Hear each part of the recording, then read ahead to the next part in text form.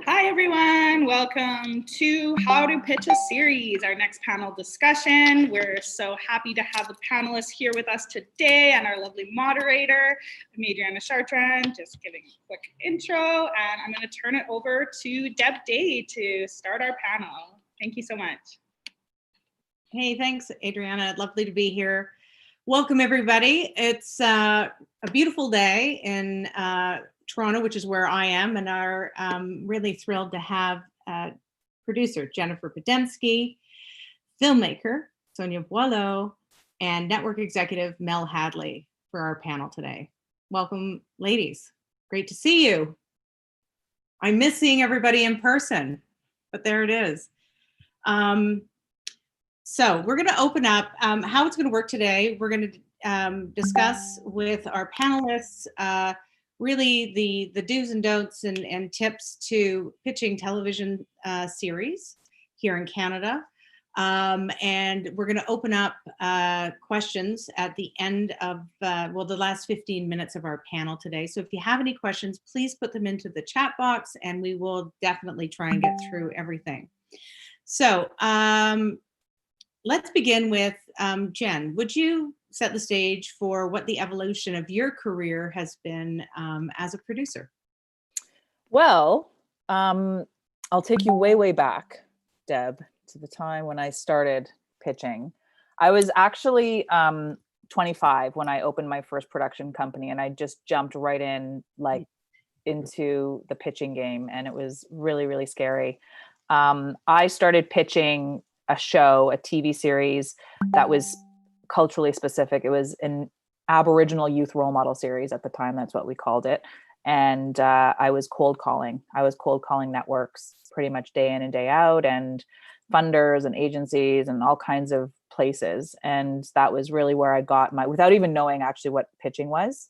I just knew that I'd been in courses before. I had been in workshops that talked about cold call pitches, and I just like kind of went with it. And that's really where I'd like to say I got my sort of formative experience as a pitcher. Mm-hmm. But I then took many years of training at the BAM Center, at whatever film festival or workshop or National Screen Institute on pitching, and I'm still working on my pitching game. Well, that's really good to know, because we never quite get there, and it keeps evolving, and I want to get into that in a little bit. So that's great. Thank you. Sonia. Pitching evolution or just filmmaker evolution? Because start with your filmmaker evolution. I studied filmmaking at Concordia University, Montreal. And when I graduated, I started working on different projects in Montreal. And at the time, APTN was just licensing things, and a lot of producers were just trying to get me to get my name basically on a sheet of paper so they could basically do whatever they want with a project. And that really irritated me. So I actually met Jason Brennan, who was going through the same thing on his side. And he's like, I'm starting a company and we're going to make our own content. And I was like, I'm on board. And here we are 15 years later. We have our production company, but we also now have 3 kids and a dog and a house. Hey. So we've been working in television for since the beginning, but we also do feature films, and I just finished my second feature. And so we're usually a pitching duo.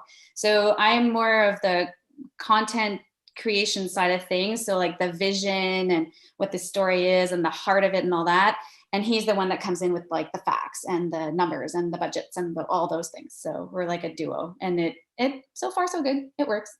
Yin and yang. That's very cool. We'll come back to that. That's great. Thank you. Mel, new job. Very cool. Tell us how you arrived at where you are today, and just give us a little framework for the role that you have right now. Sure. It's so funny. I always say that I've had a bit of an unconventional career path.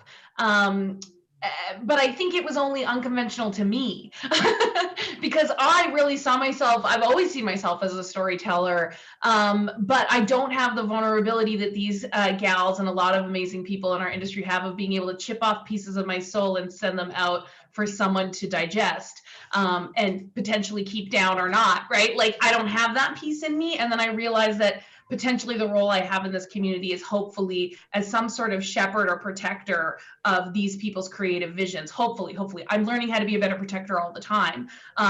Like Jen said, it's something that I think is always evolving in our industry in terms of how we package our stories and how we protect them so that they keep their integrity, right?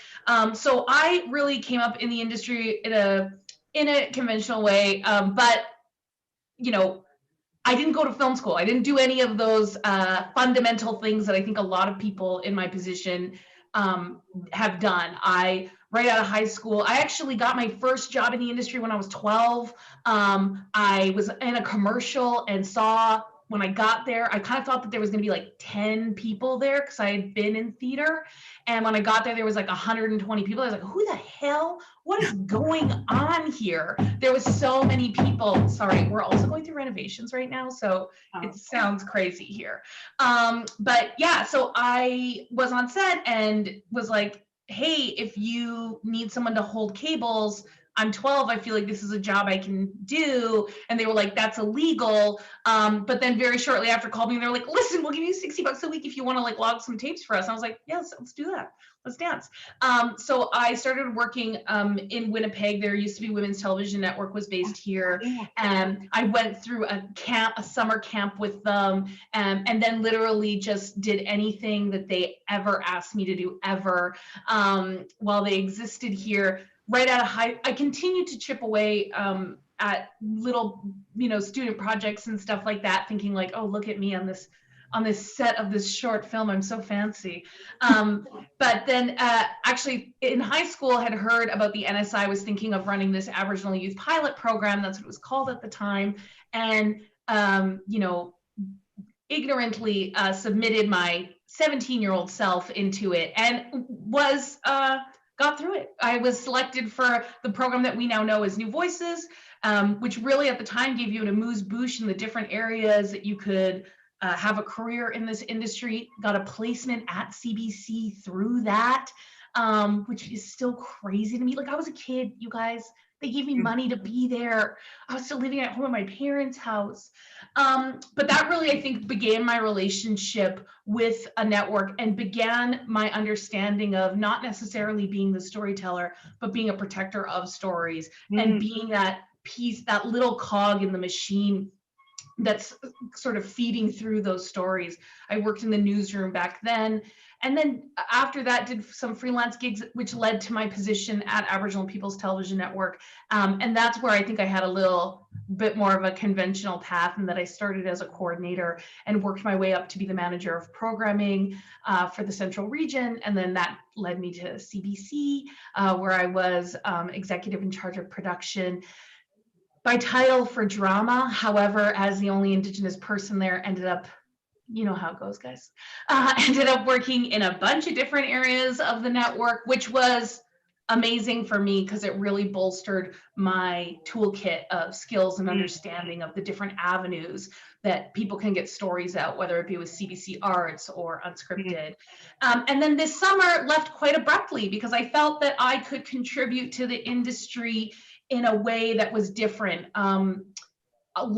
I still believe in CBC. I have a lot of love for the people that are still there, but I think that I just felt that I was potentially being limited by the role that I had, and was like, I think that I have aspirations that I can achieve outside the network. And I was like, you guys, you should have seen me. I was like, it's gonna be the summer of Melanie. I'm gonna live large and do all this stuff and I thought I was gonna be a consultant after this. But then Warner Media was like hiring, so it made sense for me to apply. And now I'm the program director for their Canadian initiatives, which I think is mirroring a couple of things I've done in my career in terms of protecting storytellers, but also some of that advisory work I did, with imagineNATIVE, with National Screen Institute, even with Hot Dogs, Tell a Story Hive. I'm just synthesizing a lot of things, guys. I'm in a new chapter. So we're running a slew of initiatives here in Canada, both above the line and below the line. And I'm not really referring to a lot of them. The first program that we're going to be running is a writer's program. And I'm not referring to it as a training program because there's a lot of great training initiatives in this country that are developing talent. I like to think of this as a talent activation initiative where we're going to be synthesizing experience that people already have, whether it be as a writer or as a contributor to story, with their unique underrepresented voice that maybe is still unheard. So I'm like, living a bit of a fantasy of being a scout in a sense, but I'm also just trying to plant seeds that are going to reverberate in this industry, in the Canadian industry, longer than I'm in this role. Hopefully, fingers crossed, guys. Listen, I'm aspirational all the time. I'm maybe too optimistic, but hopefully. You know what? I think that's really great. And I think I really appreciate you sharing with us sort of what happened. And yeah, sometimes obviously being in the right place at the right time is a thing. But everything that I'm hearing is that somebody threw something at you and you were like, yeah, okay, I'll try it. Yeah, okay, I'm going to do it. It was that kind of that yes and approach that had people go, oh, well, wait a minute, there's Mel. Oh, where's that kid Mel gone? And there you were again, right? So Right. Very cool. And I'm really excited for you in this next chapter and to see how it evolves. And it's great to see. I mean, we do have to think of our stories globally now, don't we, everyone? And I mean, now more than ever. So that's exciting. So Sonia and Jen, I would love it if you could take us through maybe one pitch that you did, a successful pitch, let's start with a successful one first. It was a network pitch, and what was the genesis of the project like when you before you went in to do the pitch, and how it came together? Sonia, can I go first? Go right Or ahead. do you want to go first? No, go. I have one on top of mind. So a very successful reference for me is a TV series, my first drama series called Moccasin Flats. It's such a good example of how all of the stars have to align in order to push through an idea. And it really is, quite magical when you watch it happen and you're inside of it happening, because it doesn't usually, I have heard stories where someone hands an executive a sheet of paper and written in pencil saying, here's what it is. Trailer Park Boys. And then, next day the show's in production, basically. Not to diminish the process, but, I have heard those stories. That's never happened for me. However, at the time when myself and Laura Milliken were building our production company, Big Soul Productions, we started a training program for, Indigenous youth. And we traveled the country and we trained youth in specific communities. Up to 30 kids would come and we would make a movie with them. And they would, write it with professional writers. And it was really like not a career accelerator. It was more of a training program to introduce the film industry to Indigenous youth, mostly in the communities, like in very underrepresented communities. So one of those projects was done in North Central Regina. It was a short film that ended up getting into Sundance. And I had this short film on a VHS when I went to shoot a TV show with Adrienne Mitchell at the time. And I told her about it. I gave her the VHS and I said, if you could maybe pass this on to someone at Showcase, I'll do the pitch for it. So she did. I got a call from Showcase, from Rachel Fulford, and she said, do you want to come in and pitch it? So this was really my biggest pitch opportunity I had ever had. I had pitched a lot of different shows, but never a drama series. Like especially when no drama series had ever been done before by an Indigenous team. So I pitched it with Laura, and the reason we did such a great job was because we knew the story, we knew what we wanted, we knew that it was the first time it's ever been done, and we knew we could do it. And we were sort of the tennis player pitching team. It was maybe how you have it with your husband, Sonia, but it's that, that real magical kind of back and forth, and this is going to happen, that's going to happen, and and it's going to follow this, this person. And as she, navigates her way through life in North Central Regina. Anyways, we pitched it and we left, and not very long later we were at Sundance, and we got a call from Rachel asking for our Bible, and that was when we had to quickly ask around what a Bible was. I want to see more. Like, that's how green. We'll get how to what's green up we next, were. but for you guys, so it and was the we new locked genres, ourselves but in the I want to condo. ask Everyone had kind fun of at Sundance. We wrote this Bible for when a you were TV shooting series we this had film, just like pitched, there's a lot of and it was action, just there's a lot all of the running. kind of everything kind of came was there together. any So that kind was, of like to date, funny one of stories my or better how, pitches, you one know of what my I mean, best pitches, just of because making it was meant to be. like, It was there's a lot predestined. of, Like, it was just in the stars. It was very was magical. like just maybe like, you know what I mean, and for some of those running it had scenes, to especially happen that that way. long running Did scene when you he's team like, up with an executive producer or anybody more senior? We did it on our own. You know what I mean? Like, we did it just on our own. tracking him, and that cameraman. That's what amazes me today, that there's still this paradigm that especially Indigenous producers have to partner with more experienced producers, because we did that show, we produced it totally on our own. At the time we needed the Saskatchewan producer, but that was really for tax credit purposes.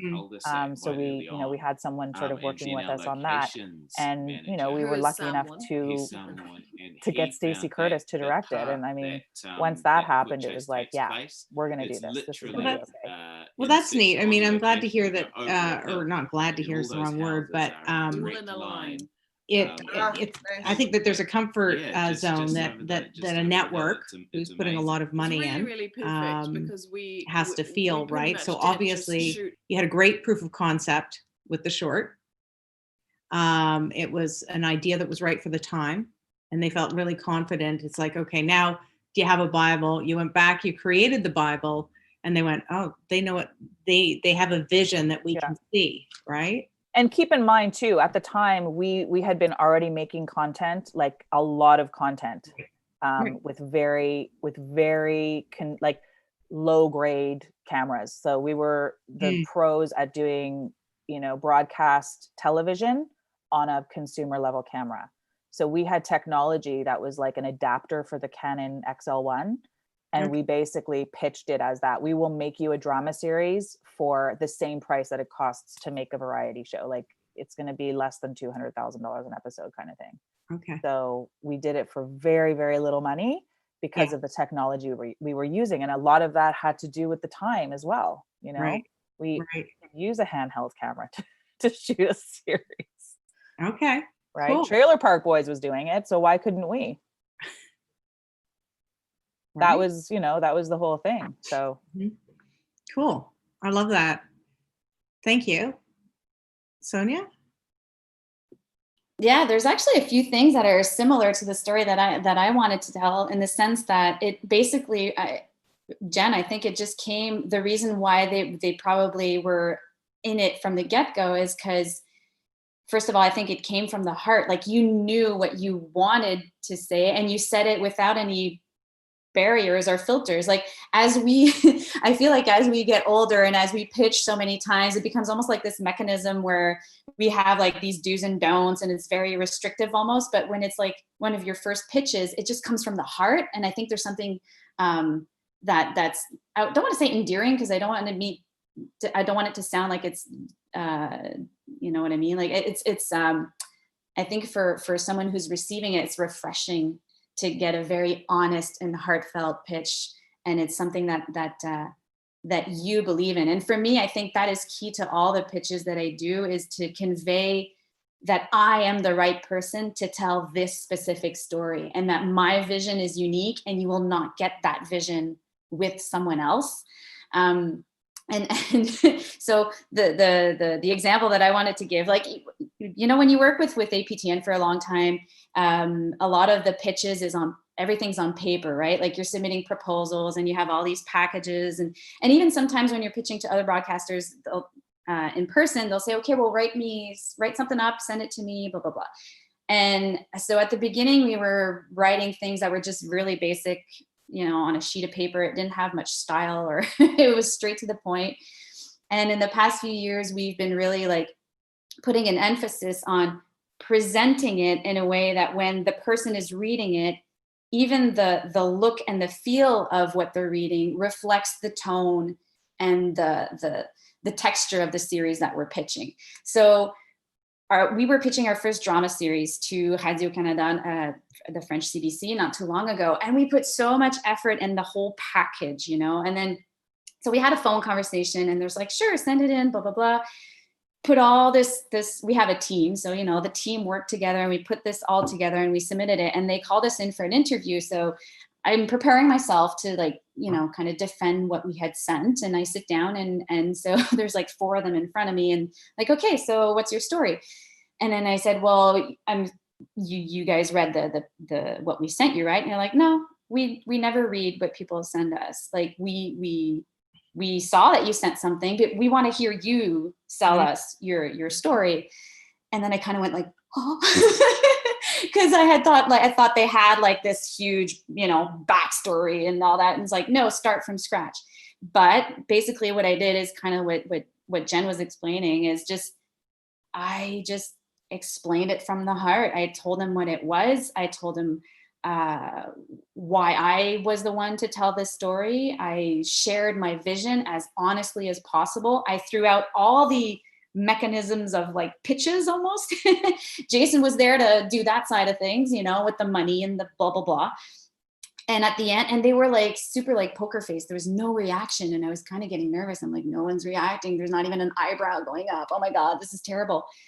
And at the end, they like the lead person said, you know what, it's about time someone brought us the story. We're probably only going to tell it once. So we're gonna tell it right, and we're happy that you seem to know how to tell it.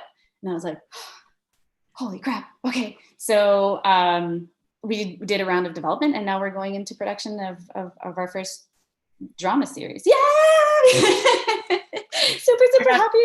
That makes goosebumps. Oh, that's great. Yeah. But it really does. I think people invest in people. And that's what this is showing me in both the cases. And you have to believe that the person has that fire in their belly, that they're going to see it through. Okay, you know what? I'm going to stop talking and I'm going to say, Melanie, over to you. You've been a broadcast or network executive. Why don't you respond to both Jen and Sonia's experiences pitching and how you like to receive pitches? Well, it's interesting. I felt like in both scenarios, I was cringing for myself. Because I was just like, oh yeah, that was me for sure. Being like, listen, I didn't read anything before I got in here. Just start from zero. Yeah, I mean, there's an interesting thing that's happening. For one, it's like I was at APTN when we had to make all of these development applications that were 37 items long and whatever. And one thing that I feel like I'm always justifying is like, they were in a situation where they have a very thin team, and they were definitely capacity building the pool of producers and such, right? So that was part of it, right? But then it started to contextualize for me in a way where I was like, every individual's pitching process, I think, is somewhat reflective of what they have going on internally. And when I think of my time at CBC, I think of the amount of pitches that we had coming through, and all my advice now is never, I always try to give advice about specifically pitching the concept you're working on, but it's also about building a relationship with somebody. And when I think of both of, I'm pointing to you guys because you're on either side of me, of your success, the successful pitches, and you were speaking from the heart, from a network executive's perspective, there were these times that people came in the room and they tried to, give the essential context for you try to give the essential context for your lived experience. And underrepresented storytellers do this all the time. And it's like, I find myself doing this all the time, where we're quickly going like, okay, I can't initially speak from the heart because it might not be received. So I'm going to quickly onboard them to my plight as an Indigenous woman or whatever, right?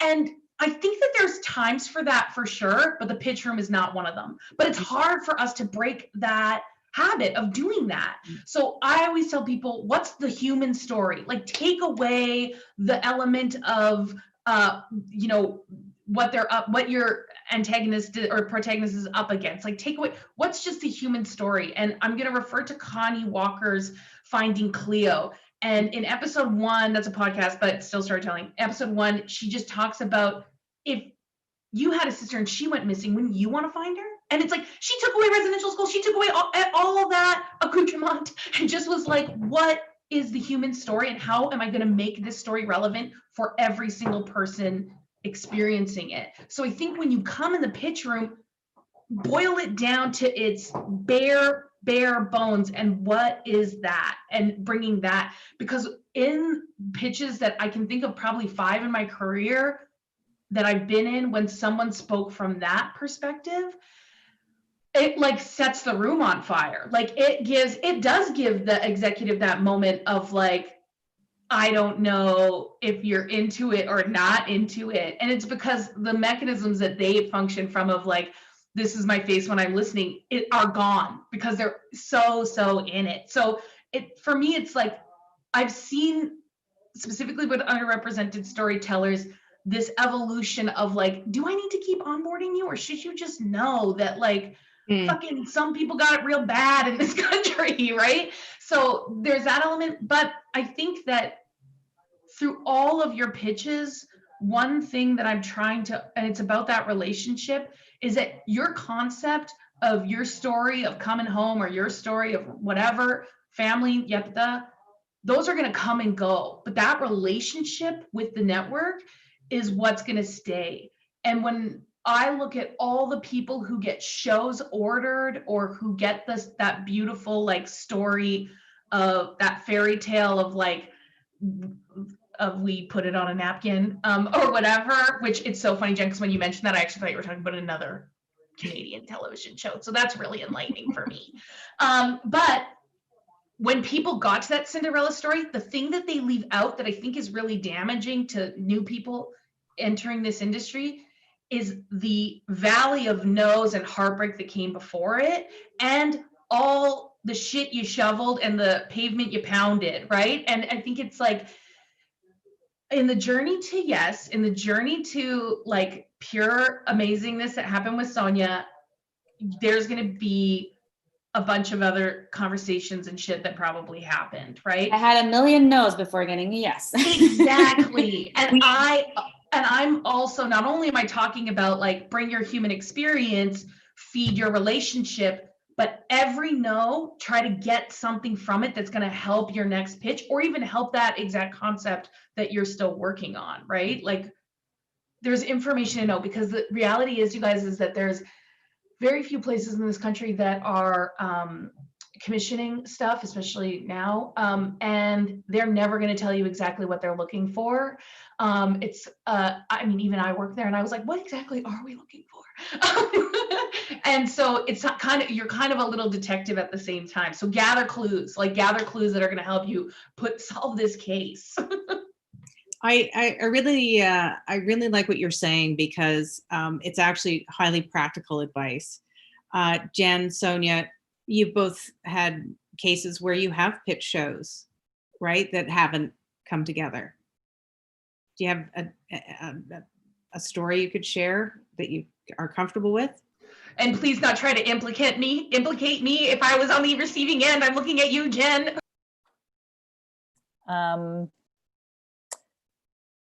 Like 99% of the shows that I've ever pitched were not good pitches, or were not accepted. So I guess, I don't know. I think it's just all part of the, I don't know. It's just like a practice, right? And I kind of, what I've realized is it's so true, Mel, that when you say that it's reflective of how you feel and like who you are, I think that's really a very good sign. Sometimes, like a producer like myself, I don't know about you, Sonia, but I have several shows, like on the go, like maybe 5 to 10 at various levels, or writing, developing, whatever. You don't love all of them, and you don't love all the people you're working with. So usually the truth is, if you could practice that pitch to like a loved one, and if you get a feeling in your throat, break up with that team, because you probably are not meant to do that project. I think that it really, there is a deep truth to spirit in that way, that it's so much more than, especially when you're working with Indigenous communities, you have to work, like, I don't even think 10 times as hard is a good example, 100 times harder on every line of the budget, on every aspect of making the show, that if you don't absolutely feel safe and able to do something 100% authentically, like for yourself, you'll know that when you pitch it verbally. Because theoretically it could work in your head, and you like the idea that you're going to get something made, but ultimately it is connected to your spirit. Like the work that we do, especially when you work so hard and you're going to be with this project for maybe 10 years after, it has to resonate on a spiritual level. And, it took me a lot of years to realize that, but now when I pitch again, I'm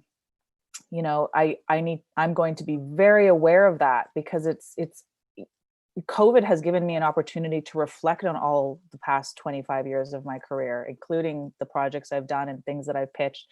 And I think it ultimately comes down to, does this work speak your truth? Does it feed your own authentic journey of being a storyteller? Even if you are doing it for whatever reason you're doing it, it has to resonate on a spiritual level.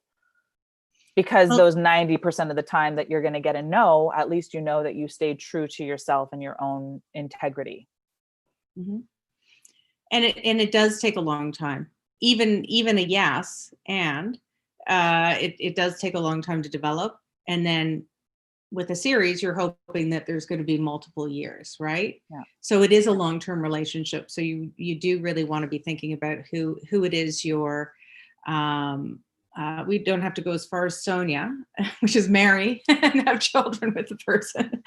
It's a little joke, but no, it is such a long-term relationship that you really do want to make sure that those are aligned, and that there are those trust factors. That's very, very true.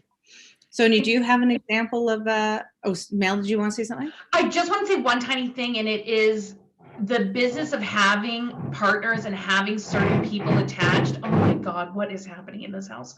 But that for sure was something that was happening while I was at APTN and CBC. But I think that now we've created so many spaces for our stories to succeed, whether it be something like imagineNATIVE, that now we are maybe potentially in a situation where we don't need those qualifiers to get through the door and get our own stories told and stuff like that. So, but one thing that I thought was really interesting just in my like twilight of time at CBC is the sniffing out of like bad partners with an underrepresented storyteller or something, which I was like, okay, they just have to partner, right? Is that what you're telling me? And now it's like, there's an emphasis on, well, like, let's make sure the storyteller is protected. Like, and it's through the advocacy of like the Indigenous Screen Office or even Real World, where they're like, listen, some of these people are being exploited. So we're here to shine a light on it and tell people like, potentially Sally Caddo at CBC, what's happening in this relationship isn't great. So I think that what Jen's saying, it's like the business of having a partner to have a partner is hopefully going extinct. And you should have a partner that's having no partners better than having the wrong partners better than having no partner, I think. Or worse, you guys know what I'm trying to say. Yeah, you get it. My brain doesn't work. Sorry, Sonia, to cut you off.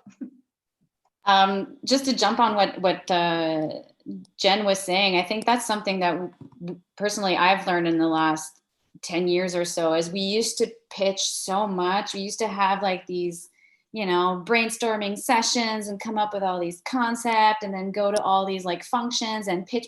And there's so much energy that's put into that for so many no's. And like Jen said, when you do get a yes, but it's something that it's not really something that speaks to you, then you're stuck with it. And the entire process becomes painful. And you're like, why did we pitch this? Why are we doing this? We don't even love it.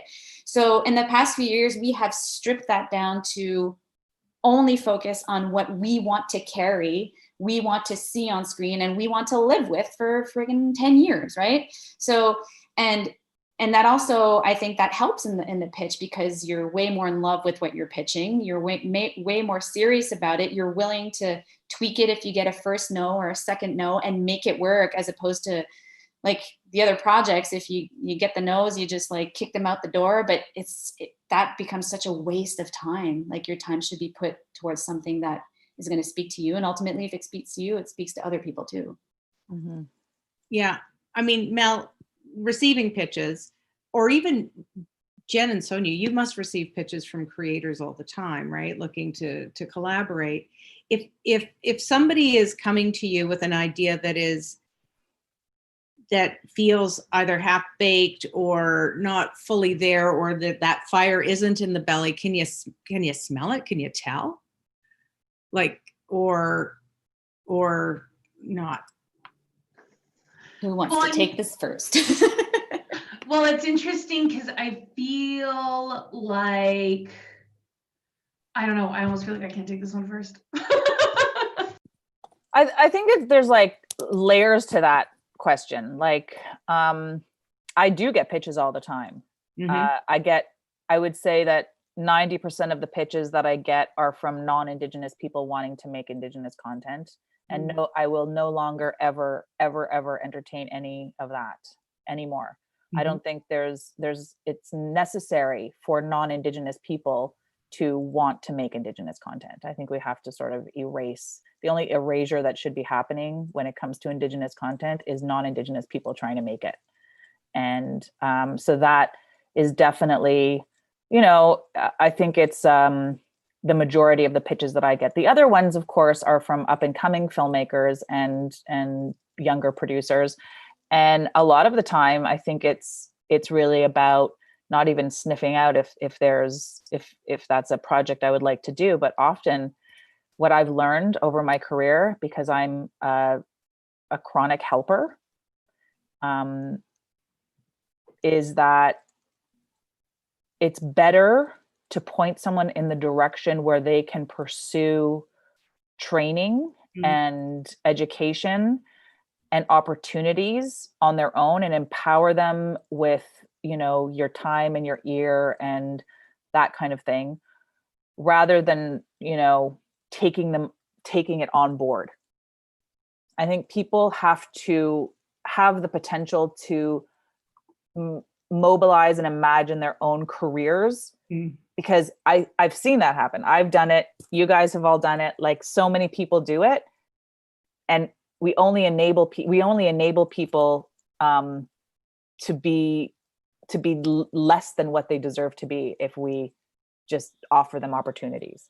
And I think that's what a lot of people expect of me when I get emails is, can you make this for me? Or why won't you make this for me? And, it tends to get uncomfortable.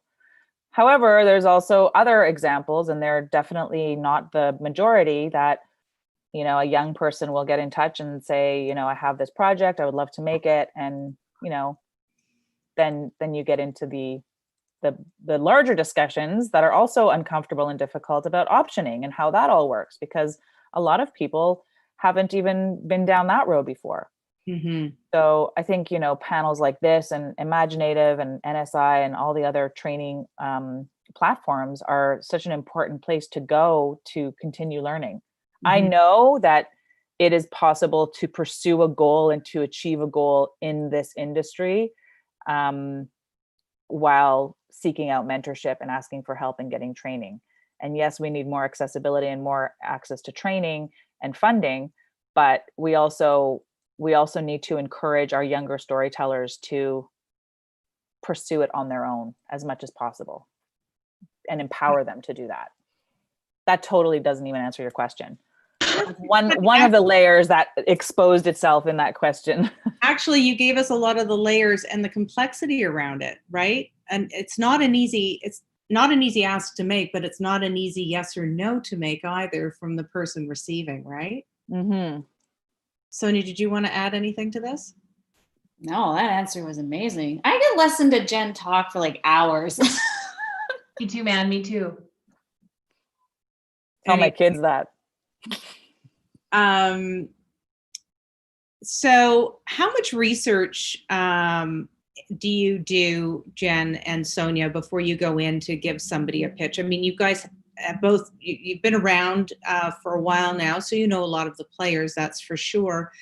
But there's always new people coming in and different networks now to pitch to. How much homework do you do on what's on their channel and what they're, what's happening at that specific network? We personally do quite a bit, just so we know who we're pitching to and make sure that our concept and what we're trying to pitch works with this specific broadcaster. Mm-hmm. And we won't pitch to people that we feel it's not in what they have presently. Maybe that's a mistake, I don't know if broadcasters tend to, but we don't, if we feel after researching a specific broadcaster, if we don't feel like our content is something that they presently have on the air in terms of like style, tone, whatever, we won't even go see that person. So yeah, there's a fair amount of research. I think it would be wrong to not do any at all. That's my opinion.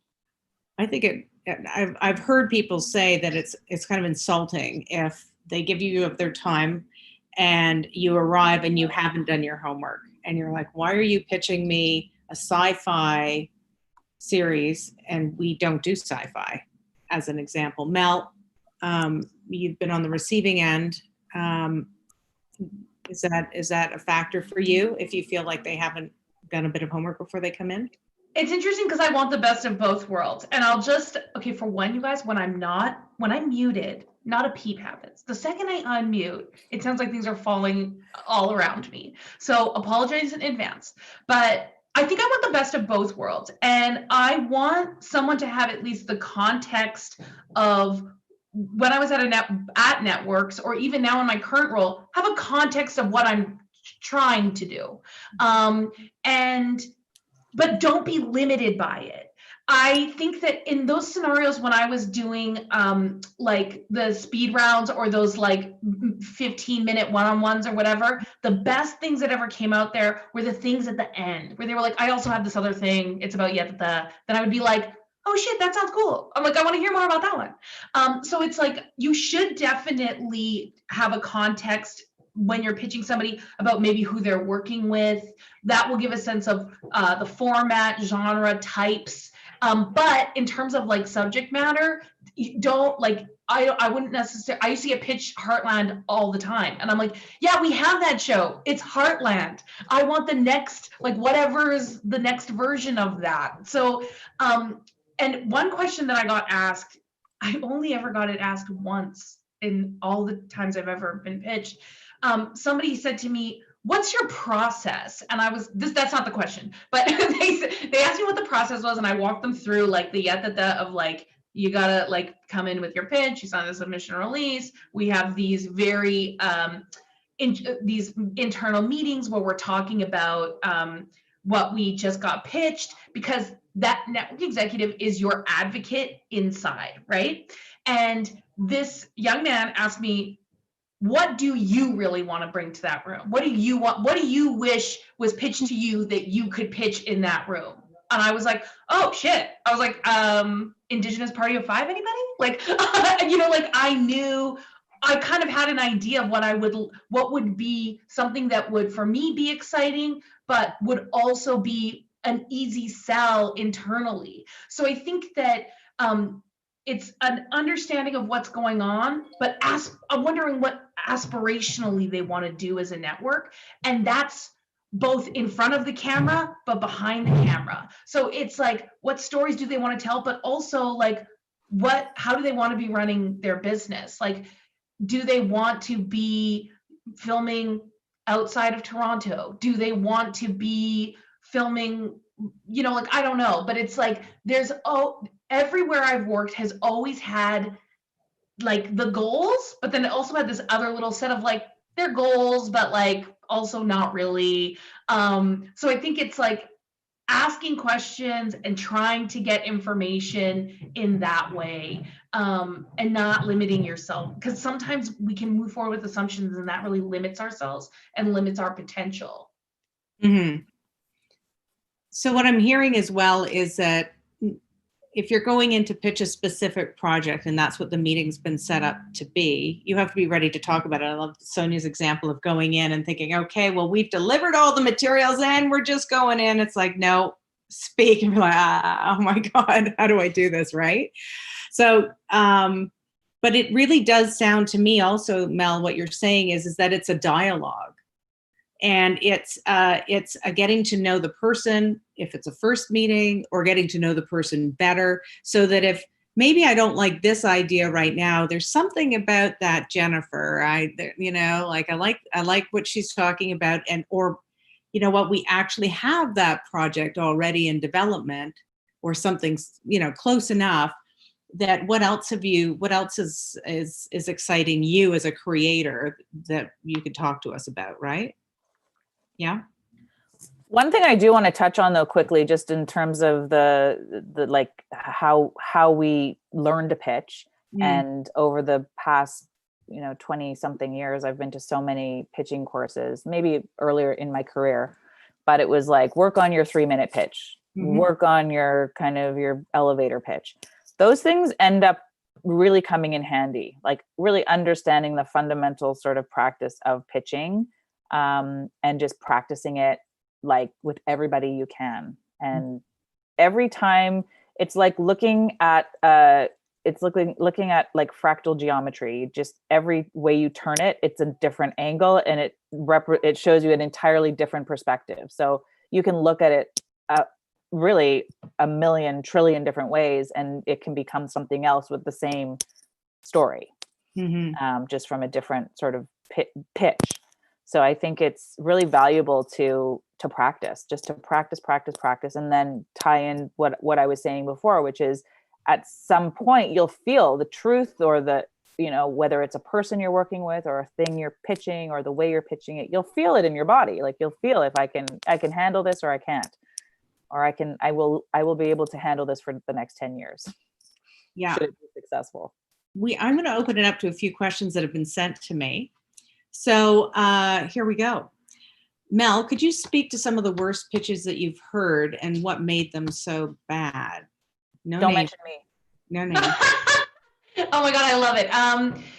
Well, I also recognize that my experience was a bit unique in that I was an Indigenous person, frontward facing in for a network. But I remember one in particular that still, when I recall it, it makes the hair on my head, like on my scalp, stand up.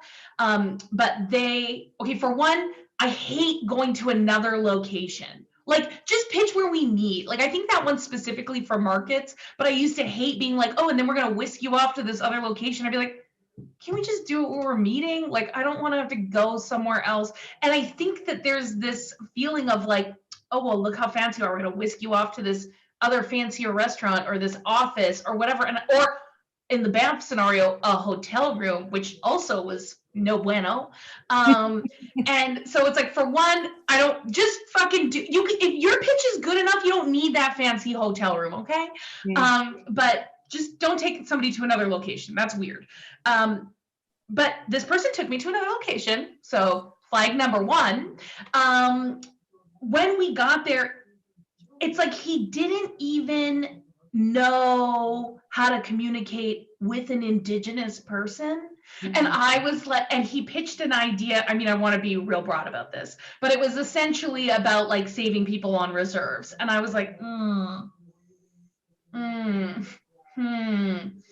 read the room. Like, I was like, I don't even know how to respond to this because I'm so deeply offended to my core. So I think what Jen's saying in terms of like boiling it down to the fundamentals, it's like that fundamentals should also be able to be accessible and understood by anybody, so that you don't have to pitch another person of your kin or whatever for them to understand what you're saying. Like, make it so that it's as broad as possible, because when that guy pitched me, I don't even think he saw how, I mean, I'm giving him the benefit of the doubt. But he was being so fucking racist. Oh God, are we allowed to swear on this? I think we're allowed to swear. This is my first year doing this. I swear all the time. But he was being so racist with his white saviorism that I was just like, oh my God, it was the worst. Oh, it was the worst. And then another pitch that was really bad, that was ultimately one of my favorite pitches as well, was a scenario where somebody was laterally violent to me in a pitch. And I'm hoping that this is something that is going to be, I'm hoping that Indigenous people being in network executive or those kind of gatekeeper roles is something that's going to continue to happen and change. I know I left the network and that's unfortunate, but I'm hoping that, you know, there'll still be underrepresented executives at those institutions. But you come in and like had a little bit of prickliness with me about like, you should be able to make this happen for me. And I was like, what? I was like, this is so uncomfortable. And I think it's about like anybody who is in these institutions that is different, that is Indigenous or whatever, you have to be super patient with them because they're fighting a brutal battle. I felt like I was sometimes anyways, but I've heard it from other people who worked at, whether it was like the Canada Arts Council or what have you, where they're like, they're having their own little mini battle inside that organization, right? So it's like, be patient with them. But in that scenario, that individual was not very patient with me, but ultimately had an incredible story to pitch. And, you know, they were successful. This was years ago, so I'm not like implicating anybody in the now. But what was interesting for me is I was like, oh, wow. So like he was still laterally violent to me, but his story was good enough. Like his story was still incredible, right? Like his story, he still knew the like fundamentals of his story. I think now I would probably navigate that situation a little bit differently, just because I think we're all in a time of like, we don't want to work with assholes anymore.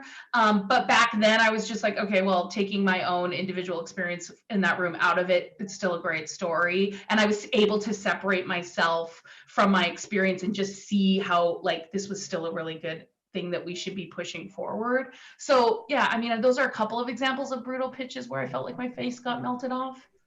Okay. I'm sorry to hear that, but yeah, I hope we are in different times. Let me just leave it at that. Yeah. How much, here's the next question. How much of the story arc for the first season should you have ready before you pitch? And is there such a thing as providing too much information during a pitch?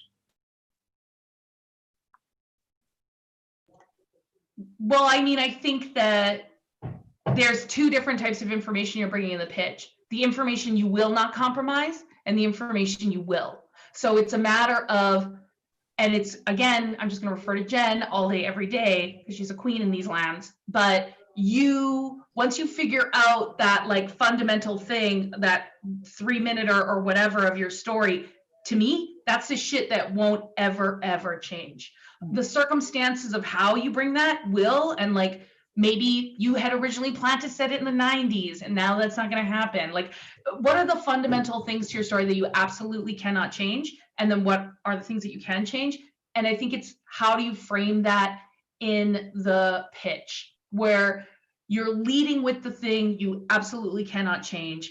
Or I don't know how you're framing it. Honestly, pitches are they've evolved a lot, I think, over time, and how people dramatically reveal information to a network. I had somebody bury the lead on one once.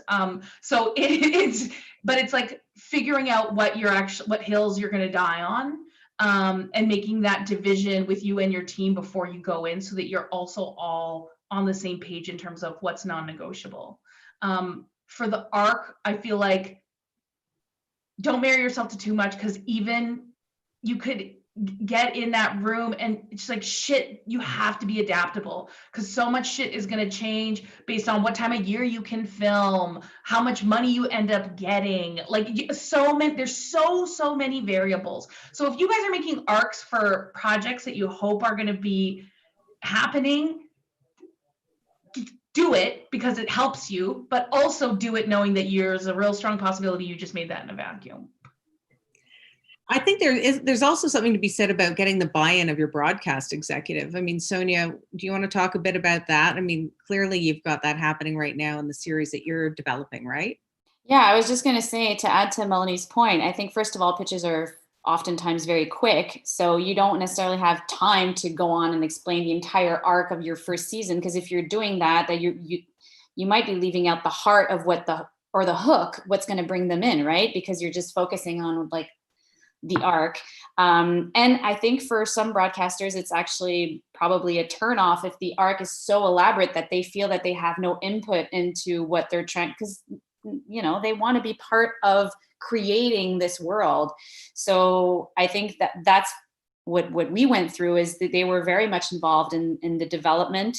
They believed in my story and my arc, but they also added to it, and I was flexible with their comments. So you can't be, married too much to your to absolutely everything that's in your head right now, because like Melanie said, there are so many factors that come in and influence what's going to be on the screen, and the broadcaster is a big part of that, and you have to be flexible and take in what they give you in terms of comments and changes and all that, and you have to adapt, otherwise you'll never get another project with them.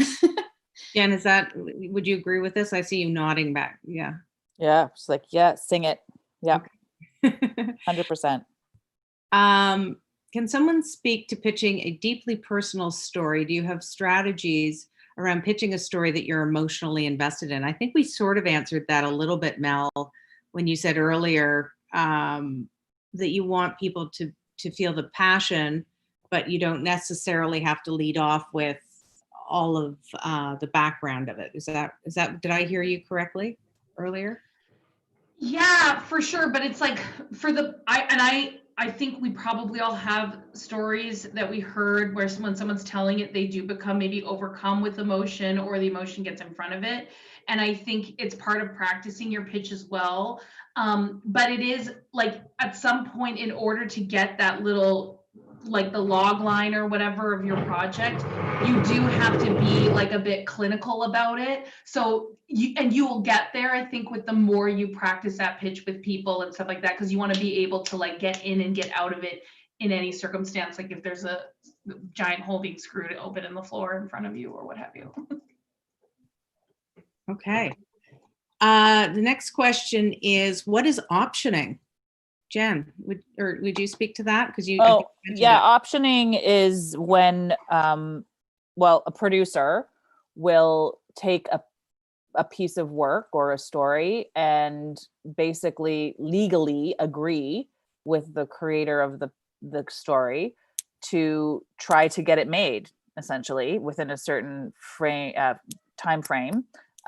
For a certain amount of money, and the amount of money can be anywhere from $1 to, I don't know how, if you have a best-selling novel, then I've heard of, people paying $10,000 or more for an option, or hundreds of thousands of dollars. But in my world, we option for $1.50, and that basically gives the producer the rights to take it and shop it and pitch it. But there are several factors that at play when you're optioning your work, and it typically means that you're sort of giving up I don't want to say creative control. It really depends on your relationship with the producer you're working with, but it ultimately means that you're trusting the person who you're optioning it to do what is best for the project, and do it with integrity that is in alignment with your own beliefs. Cool. I just want to note that we're going a little bit longer. Is everybody okay with that? Yeah. It's a PD day today, so my kids are already home. Okay. Sonia, good. Mel, okay. Yeah, you might see people walk by because the bus is coming soon, but they're just, just ignore them. This is our new reality, right? We've got renovations, dogs, kids. It is. Cool. Thank you very much. All right. So the next question is, can people improv a pitch, or is it better to have it written, or both? I think we've sort of answered that, but I just want to jump on something, and it goes with it's sort of answering that question. First of all, you shouldn't improv a pitch. You should know what you're going to say, because like we said earlier, sometimes you only have 5 minutes or 10 minutes or 3 minutes. So you need to know the right words that are going to get that attention. But at the same time, like Melanie said earlier, sometimes the best pitches come out of nowhere at the end, the last minute, and it's not something that was meant for this person. And oftentimes those end up working because that spontaneity and you kind of already pushed aside the stressful side of the pitching, and now it's just you talking about another project. So those are sometimes improvised, and they sometimes work out. Like, for example, we at one of the Banff media thingies, we had a project and we were pitching it all day, and then we sat down in front of a broadcaster that we knew very well. They were almost friends, and he sat down and he was like, oh my God, if I hear another pitch of a coming of age, blah, blah, blah, blah, blah. And that's what we were sitting to discuss. And we kind of went and right off the bat, we switched projects and we started talking about another project that we had talked about developing before going to Banff, but we didn't even elaborate that much. And that pitch went super well because we had it was very fluid. We weren't in the, we have 3 minutes to sell this. It was more well, whatever, it's already crap. This already started off not in the right way. So we'll just throw this out there. If it doesn't work, it doesn't work. And it ended up working. So that's an example of sometimes improv does work. You know what it shows me? As some of you know, I do a lot of teaching of pitching, right? And I work with imagineNATIVE every year on the web series pitch recipients. And I think what people forget, and you did exceptionally there, Sonia, was you had a listening for what was going on for the person who was receiving your pitch. If you were only all about, here's my pitch, I'm memorizing my pitch, and I'm just going to go in and bam, I'm going to lay it on because that's what I'm ready with, it would never have flown at all. But because you had a listening for what she said in that moment, you looked at your partner and went, okay, let's go with plan C because we can, and let's see how it goes and evolve it from there. And I'm sure you didn't present it as it was a fully developed idea, but it was, you had that listening for the person. And I think sometimes, if I may, that's where improv can come in, where you really understand who you're speaking to. And it sounds like in that scenario, you also had a relationship, a pre-existing relationship with them where they felt comfortable being oh my God, if I hear another yes at that, I'm going to die. And that's amazing. I do want to just add to that question, because there's a gray area between improv and impromptu. And I think there are 7 very scary words for any producer or network executive. And those are, I have an idea for a story. It's the scariest phrase, because when you're in a room and it's at a party or at a function or at Banff or at a festival, that you're locked into this conversation for an hour. And, typically no one in my position anyway, or any producer I've ever met, has the ability to absorb a story that someone is telling them and to do anything with it. So, that's somewhat on the cusp of improv and impromptu, where, that's not really a pitch. A pitch is, a pitch doesn't take more than 5 minutes at most. And then if someone wants to hear more, that's where you have the opportunity to either go and meet them in their office or do it over the phone or have whatever. Next question is, I've heard you mention network pitch. What other levels of pitch are there? Can you give us an overview of who you might pitch with an idea or a show? So I guess there are levels of pitch. I guess Well, there's, as a person, like a freelance filmmaker, a content creator, if you're not already associated with a production company or producer, you might be pitching to a producer. You might be pitching to someone like Jen. So there's that level. Mhm. And then they end up being your partner in pitching it, either just themselves to the broadcaster or with you to the broadcast. Actually, yeah, And that's to other funders. Sorry, not just broadcasting. that's a good point. It just reminded me of when I went to the Tribeca All Access program with Shannon Masters, who wrote Empire of Dirt, and we went together to do this whole program, and it was a speed pitching.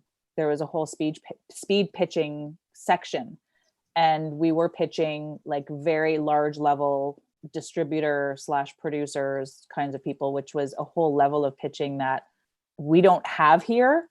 So I wasn't familiar with how uncomfortable and how just they'll just eat you for lunch right there on the spot. I did it too, Jen. I did it too for Rustic a few years ago. Holy cow, eh? It's so It's exhausting. like next level. So that's like, that for me was, I do want to say that pitching for film and pitching for TV are for me are very different. And I find the pitching for film, when it's with like funders, like in Quebec, we have SODEC. And when you go through the first round, your second round, you actually have like an interview, and those are way more intense than a 5-minute TV pitch, right? It's really like you're going in depth, like the story and the meaning and your goals and your vision, all that needs to be clear. And that can actually stretch out to like a 1-hour conversation. Right. So you really need to know like the story that you're telling way Yeah, more like, deeply. Because if in a feature film, and you know this more than I do, it's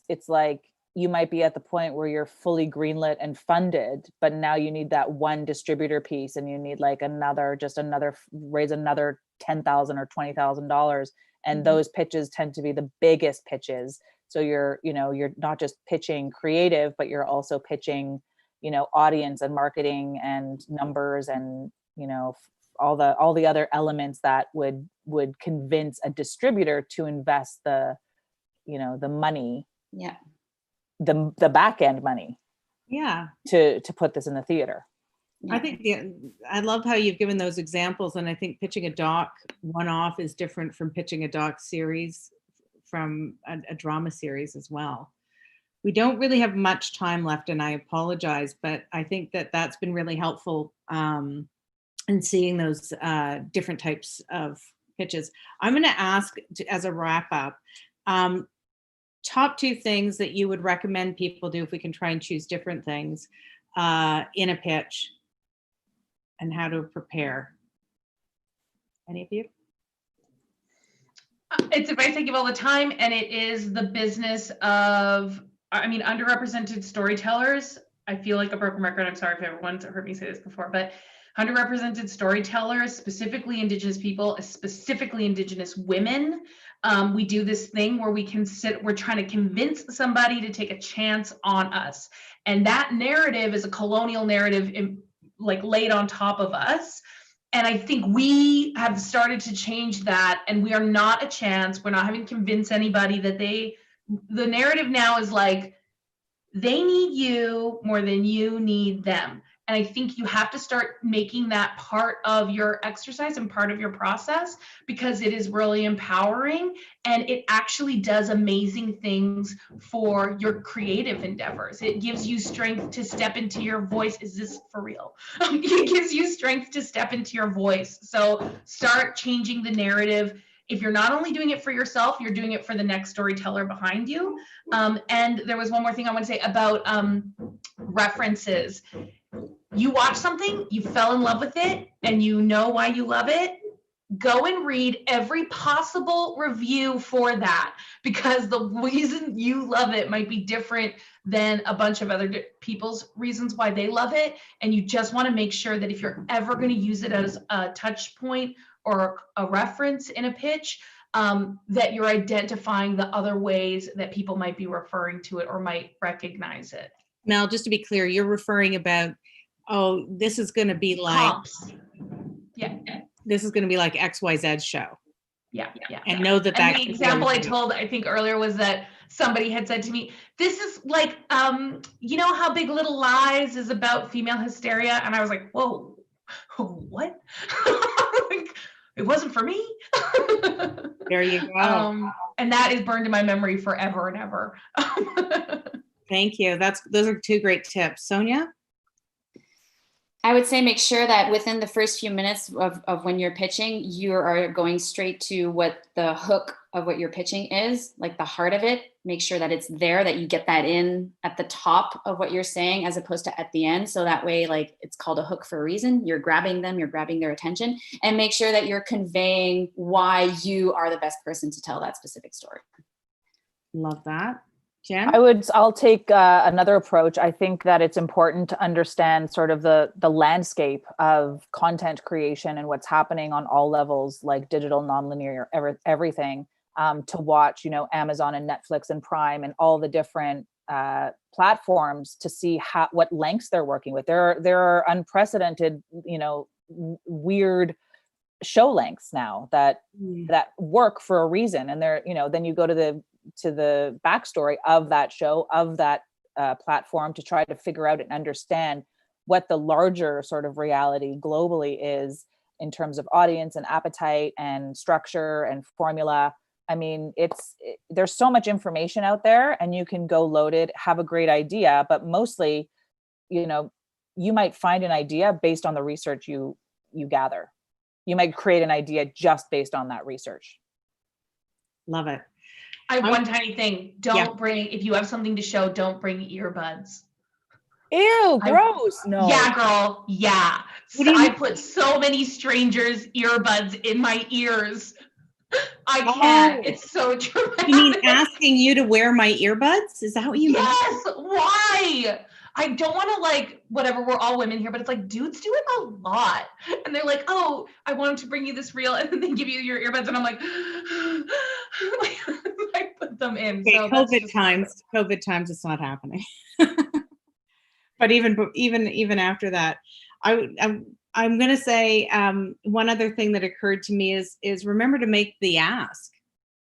Even if it's a no, it may not be a no, but remember to and follow up, right? Listen and follow up. Fair? And you know what Melanie said before about the relationship, I mean, it's get familiar with these people. Go to the festivals, go to the pitching sessions, go to the networks, make the cold calls, get people to know you and to create those relationships, because you're going to be nurturing those relationships for the next, however long you plan on being in the industry. I can't thank you all so much for taking time out. It was wonderful. Be generous, continued success. And to everybody who has participated in listening and coming to the session, we thank you so very much. Enjoy the rest of imagineNATIVE. Enjoy the incredible array of films and sessions, etc. It's a real gift. So hopefully see you in person in the future, not too distant future, but let's all keep reaching out even in this weird time, because it is about the relationship. So thank you very much. And a plug for Sunday, which is when the awards are on the 25th. So thank you all, and take care. Thanks, guys. It was good seeing you. So nice to see you, honestly. Bye. Bye, everyone. Congratulations, Sonia. That's such good news. It's so exciting. Oh my God.